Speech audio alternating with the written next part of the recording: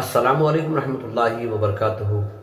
ہمارے اس ملک میں ڈرائیوروں کے لیے جو قانون بنانے کی کوشش کی جا رہی ہے یہ بڑا ہی بھیانک ہے کہ ہر انسان کو یہ غور کرنا چاہیے کہ بھئی ڈرائیور کون بنتا ہے؟ جس کے پاس اچھی پڑھائی نہ ہو، جس کے پاس کوئی اچھا سا کام نہ ہو، جس کے پاس کوئی ایسی ڈگریاں نہ ہو کہ اس کے لیے کوئی نوکری مل سکے، ایک ایسا آدمی، ایک ایسا شخص جو 3 سال یا 2 سال تک کلینر کام کر کے اس کے بعد وہ ڈرائیور کی لائن میں آتا ہے، راتوں کی نیند قربان کرتا ہے، وقت پہ کھانا نہیں ملتا، راتوں میں کبھی گاڑی خراب ہو جاتی ہے تو راستے میں تکلیفوں کا سامنا کرتا ہے۔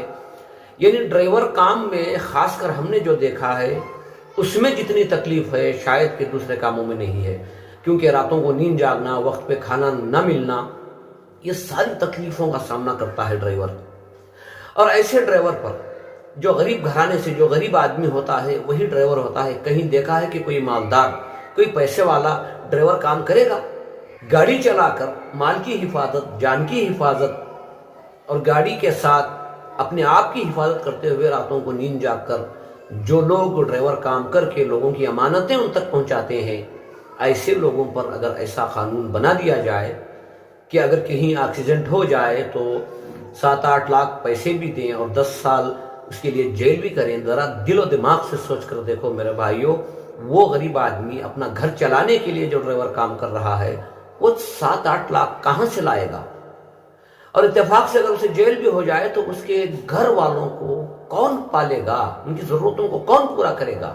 اس کے ماں باپ ہوں گے، بوڑھے بیوی بچے ہوں گے، ان کی پرورش کون کرے گا؟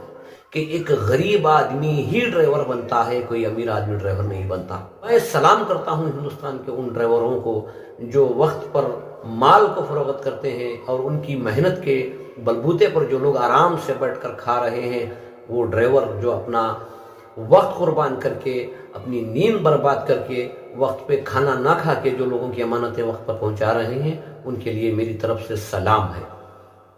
اور حکومت کو یہ چاہیے کہ ان کے لیے کوئی بہتر قانون بنائے، کوئی بہتر ایسا قانون بنائے کہ وہ خوشی خوشی سے اپنا کام کریں۔ بس ہاں، اتنا ہی کہنا تھا۔ بس دعا کرو اللہ تعالیٰ اس ملک میں امن و سکون کے لیے جو فیصلے کرنا بہتر ہے، ہمارے حکمرانوں کو اللہ وہ عقل سلیم عطا فرمائے۔